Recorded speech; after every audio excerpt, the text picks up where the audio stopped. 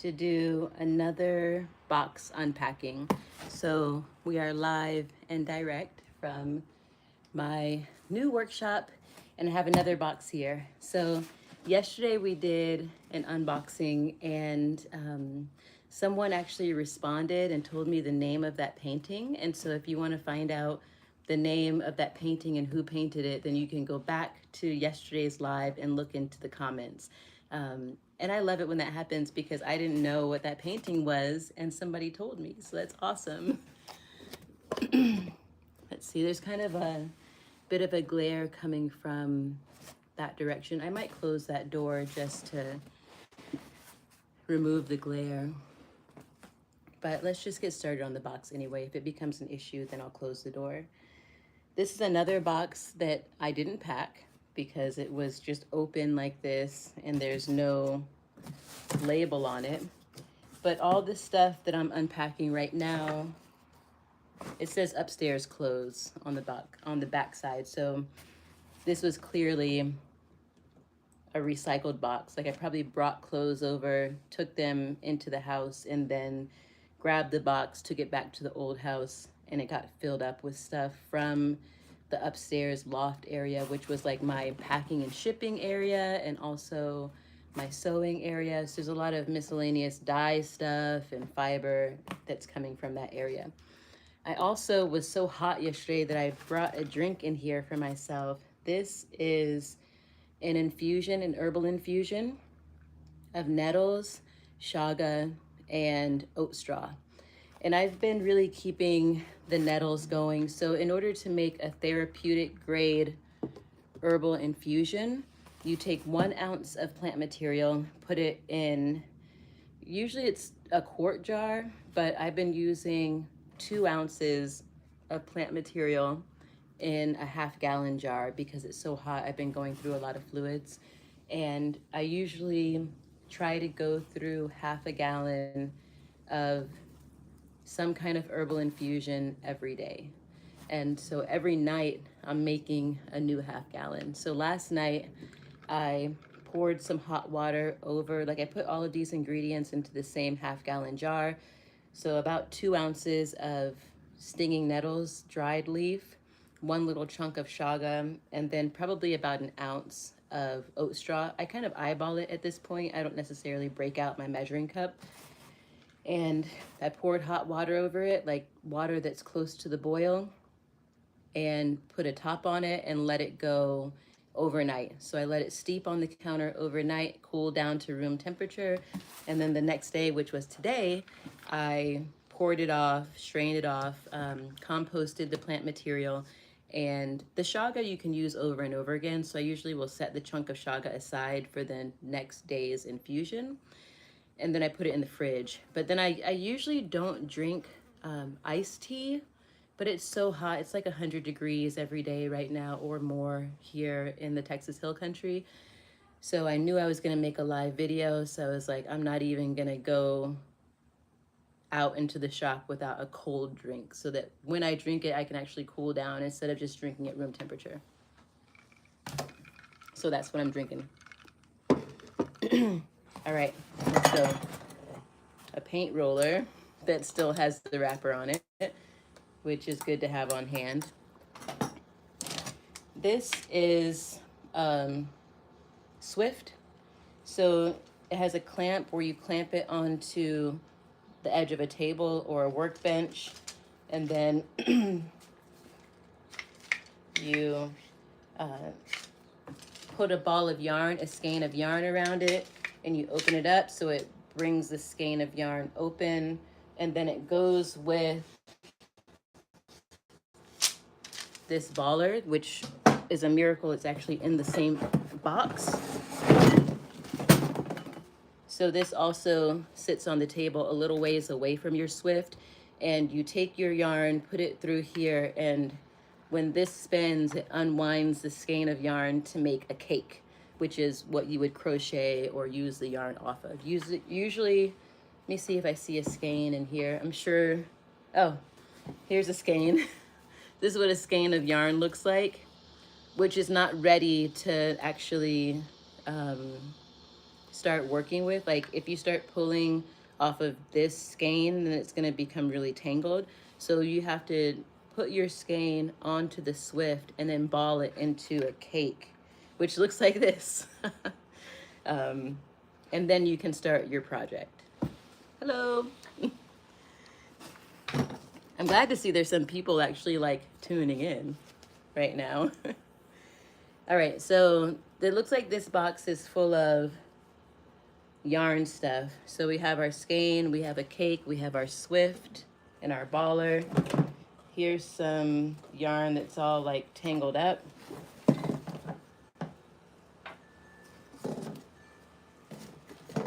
Attached to a cake though. I'm just gonna pull that tangled part off if I can. Woo! See? And I'll deal with the tangled mess later because this is already kind of a ball. It's kind of messy. Looks like this was like done by hand, but okay, I'm starting to get into the weeds. So I'm in the United States, I'm in Texas.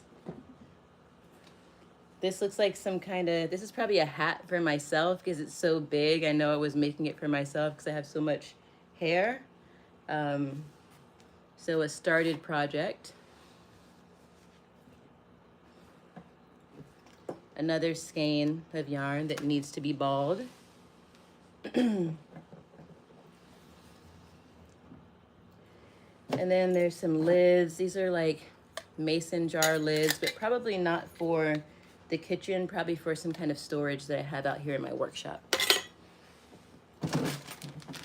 This is the hardware to go with pots and pans rack, the instructions, a wall mount. I wanted to put this in my kitchen like 2 houses ago, but I couldn't find a good wall. So I've been carrying this wall mount around. Let's see if it made it. The wall mount's gotta be here somewhere. I don't see it right off the bat though, but I'm sure we'll find it. This is a lid to something, another lid. Whew. The yellow jackets are still coming in.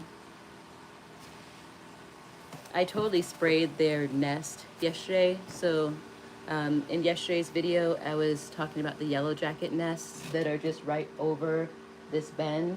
And I sprayed them with some like killer yesterday. And there's one that's probably looking for a place to start another nest. So I really don't feel bad about taking their nest out just because I can't have them living and swarming and everything in the area where I work. I wish that I could just ask them to leave and they would do that, but it doesn't really work that way with yellow jackets. Oh, this is my mom's recipe box. That's sweet.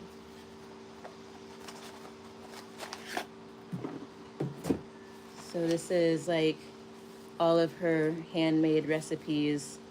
Let's just pick a recipe and see what it is.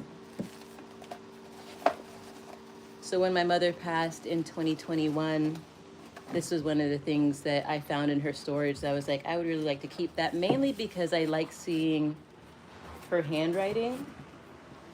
And that's something that's been really special. My mom, you know, like anybody that you know has a certain type of handwriting, and my mom's handwriting just is like, when I see it, I know it's hers. Probably because I spent a lot of time like in middle school trying to forge her signature and stuff. But I know her handwriting. This is Texas tea cakes. My mom was from Texas. I was not born in Texas. I was born in Virginia, but my mother was born in Texas.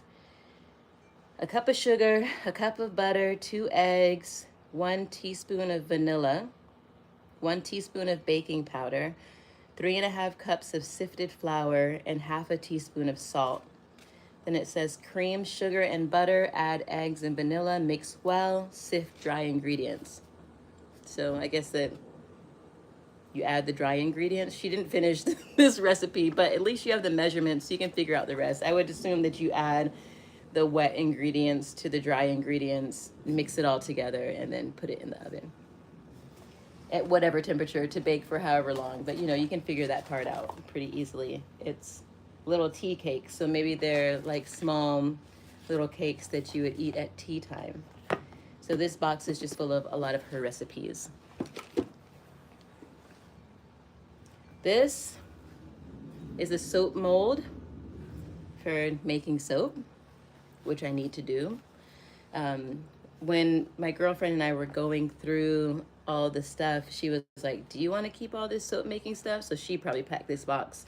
And I was like, yes, because we do need to make a batch of soap. And I don't sell soap in my shop. Y'all know I'm a broom maker and I make dolls and I make a bunch of other things. I have a couple of friends through Old Factory Soap Company who make and sell soap. And I don't want to get into the business of selling soap, but I do like making a batch of soap for my family. And about, let's see, I learned how to make soap in 2004 after I had my first child. And I usually work off of a big soap mold that can make like a 40-pound batch of soap. And a 40-pound batch of soap that's cut into bars will last my household about a year. So I make soap just for my family. So soap mold, well, this is a little box in a bigger box, which is now empty. So that's the box of the day in only 11 minutes. So we might have time to do another box like in the 20-minute time frame. These are little wavy soap cutters. If you want to have like a wavy edge. This is a little plant dyed tapestry that I made out of raw silk. It needs to be ironed, but if you look closely, you can see it has like little prints of mugwort leaves. And I usually have this hanging, has just a leather hanger and it's on a, probably like a crepe myrtle branch. I usually have that hanging in my sewing area, but I need to give it a good iron. So I'm just gonna roll that up. I'll put that over here with some of this sewing stuff.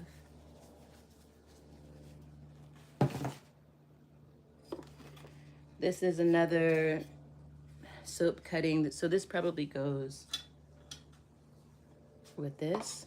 Yeah, so you can cut your soap into bars and hold everything nice and level and straight. So I'm actually just gonna put these, if I can fit this one, yeah, put these in here to hold them together.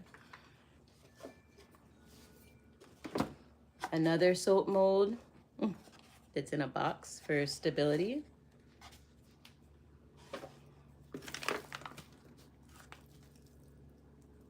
Zinc oxide powder.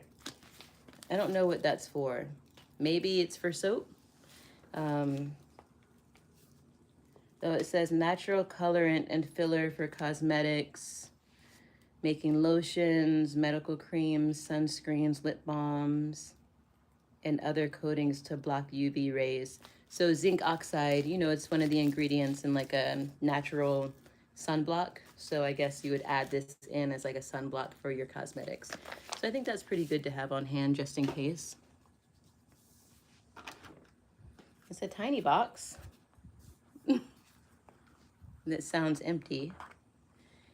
It seems like I would probably have kept this just in case, but it seems unnecessary. But I'm gonna put it inside this little basket. This is my little corn husk doll basket. I'll put the little box in there.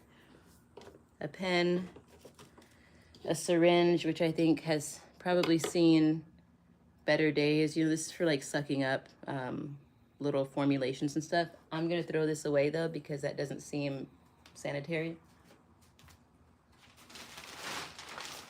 Have my little contractor trash bag because inevitably there will be some things in here that I don't want to keep, like little boxes.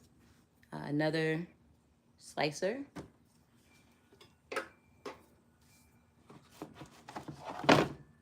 This is kind of nice, except for that it's broken. So I'm gonna get rid of that too. It's kind of like worn away. It's just a wooden spoon.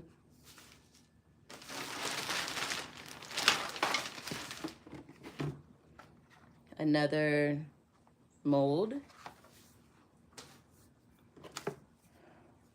a spatula, which I think would come in handy for making soap.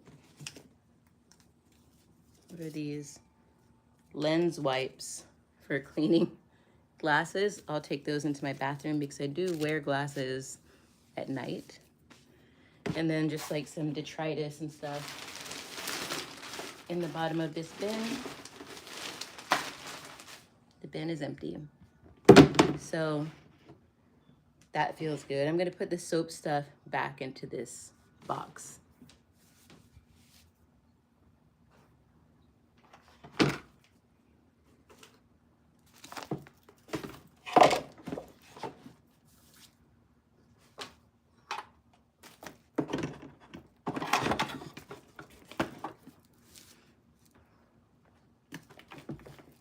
Okay, so let's see.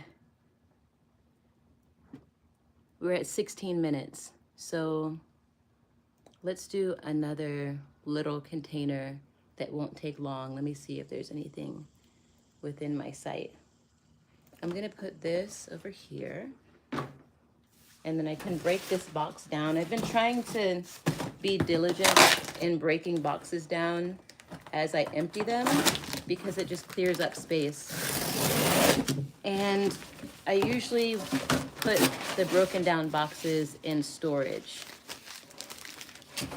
I don't like throw them away or burn them because you can always reuse them. So I just break them down flat, and then I have a pile out there that I'll store up here in the top of the workshop once I'm done unpacking. All right, have a little drink and look around.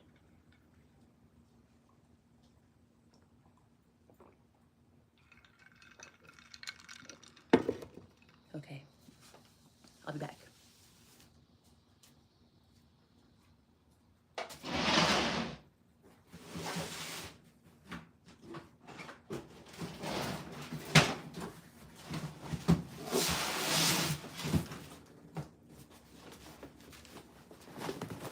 All right, one more box. And it looks like it's probably all full of the same thing. I feel like looking through these boxes gives you a really good idea of how my mind works and how I think about supplies for different projects. Because this is alpaca fiber from an alpaca named Pippin. You can see right here, Pippin's name is in there. And I got this from an alpaca farmer years ago because I was gonna spin it and then I didn't. But I've been carrying this fiber around for a while, and I think that what I actually want to do is to wet felt it into some rugs. So I have a lot of alpaca fiber, but luckily it's in these storage bags already, so all I have to do is store it until I'm ready to use it. So there's one. Here's another. This one is from Benji. You see the name there?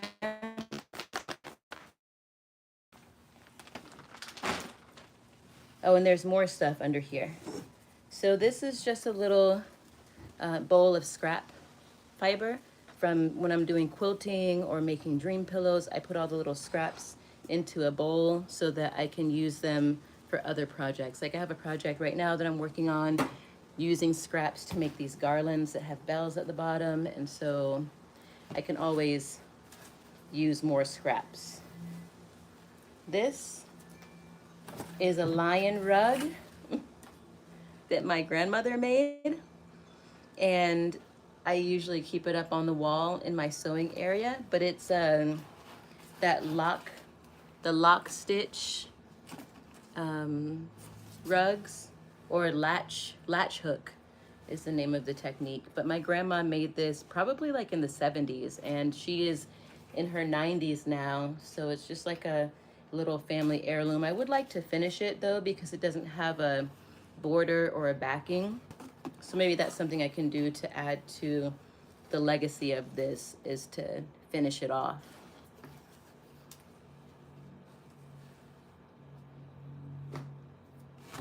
All right, after this box will be done, there's not many things in this box. Oh, this is a shelf that never got built.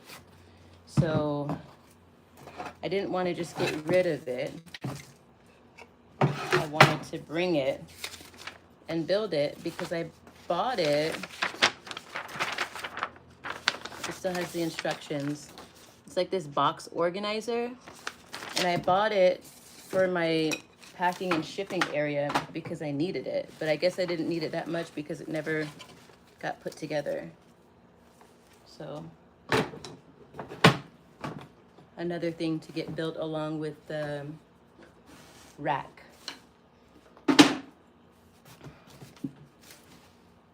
Here's a handkerchief. Oh, this looks like maybe I was making, yeah, I was making some dolls because usually when I'm weaving with the corn husks, it's wet. And so I'll have some handkerchiefs. This clipboard is for clipping down when I'm braiding corn husks to hold them in place.